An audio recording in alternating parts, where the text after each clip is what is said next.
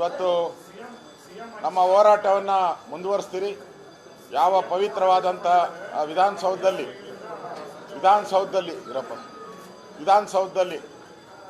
ಪಾಕಿಸ್ತಾನ್ ಜಿಂದಾಬಾದ್ ಅಂತ ಘೋಷಣೆಯನ್ನು ಕೂಗಿದರೆ ಸರ್ಕಾರ ಇದರ ವಿರುದ್ಧವಾದಂಥ ಧ್ವನಿಯನ್ನು ಎತ್ತಬೇಕಾಯಿತು, ಎತ್ತಿಲ್ಲ. ಅವ್ರ ಬಗ್ಗೆ ಬಹಳ ಸಾಫ್ಟಾಗಿ ಸರ್ಕಾರದ ನಡೆ ಇದೆ. ಇದುವರೆಗೂ ಕೂಡ ಒಬ್ಬರನ್ನೂ ಕೂಡ ಬಂಧಿಸಿಲ್ಲ.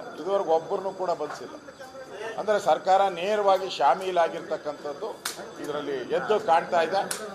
ಈ ಸರ್ಕಾರ ಅಲ್ಪಸಂಖ್ಯಾತರನ್ನು ಓಲೈಕೆ ಮಾಡುವಂಥ ಒಂದು ಪ್ರವೃತ್ತಿಯನ್ನು ಮಾಡ್ತಾ ಇರೋದು ಖಂಡನೀಯ.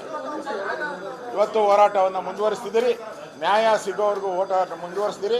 ಅದಾದಮೇಲೆ ಗವರ್ನರ್ಗೆ ಹೋಗಿ ಈ ಸರ್ಕಾರವನ್ನು ವಜಾ ಮಾಡಿ, ಯಾವ ವಿಧಾನಸೌಧ ಯಾವುದ ಶಕ್ತಿ ಸೌಧ ಇಲ್ಲೇ ಪಾಕಿಸ್ತಾನದ ಘೋಷಣೆ ಕೂಗಿದ ಮೇಲೆ ಈ ಸರ್ಕಾರ ಅಧಿಕಾರದಲ್ಲಿರುವಂಥ ನೈತಿಕತೆ ಇಲ್ಲ, ನೈತಿಕತೆ ಕಳ್ಕೊಂಡಿರುವಂಥ ಸರ್ಕಾರವನ್ನು ವಜಾ ಮಾಡಬೇಕು ಅಂತೇಳಿ ಆಗ್ರಹವನ್ನು ಮಾಡ್ತೀವಿ. ಆ ಉದ್ದೇಶಕ್ಕೆ ಕೊಡಬೇಕು.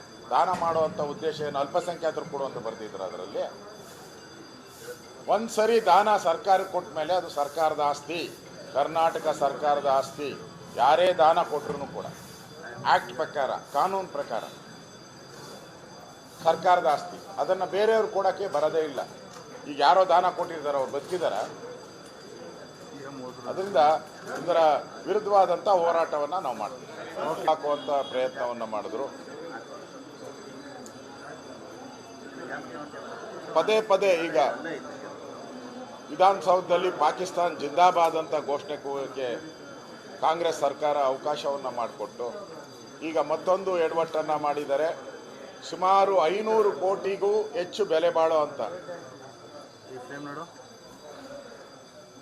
ಬಹಳ ಪ್ರತಿಷ್ಠಿತವಾದಂಥ ಭೂಮಿಯನ್ನು, ಅದು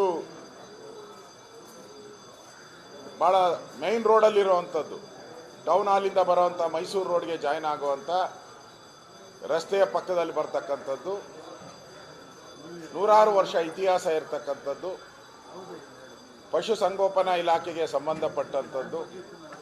ಇವತ್ತು ಆ ಆಸ್ತಿಯನ್ನು ಅಲ್ಪಸಂಖ್ಯಾತ ಇಲಾಖೆಗೆ ವರ್ಗಾವಣೆ ಮಾಡಿದ್ದಾರೆ. ಯಾಕೆ ಗತಿ ಇಲ್ವಾ? ಅಲ್ಪಸಂಖ್ಯಾತ ಇಲಾಖೆಯಲ್ಲಿ ಜಮೀನಿಲ್ವಾ? ಅವ್ರ ಗತಿ ಇಲ್ವಾ? ಅಲ್ಲಿ ಕೋಟ್ಯಾಂತರ ರೂಪಾಯಿ ಆಸ್ತಿ ಲೂಟಿ ಹೊಡೆದಿದ್ದಾರೆ. ಅಲ್ಪಸಂಖ್ಯಾತರ ವಕ್ಫ್ ಬೋರ್ಡಲ್ಲಿ ಬೇಕಾದಷ್ಟು ಆಸ್ತಿ ಇದೆಯಲ್ಲ. ಅದನ್ನು ಬಿಟ್ಟು ಈಗ ಪಶುಸಂಗೋಪನಾ ಇಲಾಖೆಗೂ ಲೂಟಿ ಮಾಡೋಕ್ಕೆ ಹೊರಟಿದ್ದಾರೆ ಅಂದರೆ ಇದು ನಾಚಿಕೆಗೇಡಿನ ಸಂಗತಿ. ಕರ್ನಾಟಕ ಸರ್ಕಾರ ಈ ಥರ ಅಲ್ಪಸಂಖ್ಯಾತರನ್ನು ಓಲೈಕೆ ಮಾಡಿ ಈ ಆಸ್ತಿಯನ್ನು ಲಪಟಾಯಿಸುವಂಥ ಕೆಲಸವನ್ನು ಮಾಡಿದ್ದಾರೆ. ಒಂದು ಕಡೆ ದೇವಸ್ಥಾನಗಳ ಹುಂಡಿಗೆ ಕನ್ನ ಹಾಕಿದ್ದಾರೆ. ದೇವಸ್ಥಾನ ಹುಂಡಿಗಳು ಕನ್ನ ಹಾಕಿ ರಾಜ್ಯ ಸರ್ಕಾರಕ್ಕೆ ತಗೊಳ್ಳೋಂಥ ಪ್ರಯತ್ನಗಳನ್ನು ಮಾಡ್ತಾ ಇದ್ದಾರೆ. ಇನ್ನೊಂದು ಕಡೆ ಪಶುಸಂಗೋಪನಾ ಇಲಾಖೆಗೆ ಸಂಬಂಧಪಟ್ಟಿದ್ದು. ಹಾಗಾದ್ರೆ ಅಲ್ಲಿ ಯಾವುದು ಪಶುಗಳೇ ಇಲ್ವಾ? ಏನು ಸರ್ವೆ ಮಾಡಿದ್ದೀರಾ? ಎಷ್ಟು ಸರ್ವೆ ಆಗಿದೆ? ಬರೀ ಪಶುವೈದ್ಯ ಶಾಲೆ ಅಂತ ಹೇಳಿದ್ರೆ ಬರೀ ಪಶುಗಳಿಗ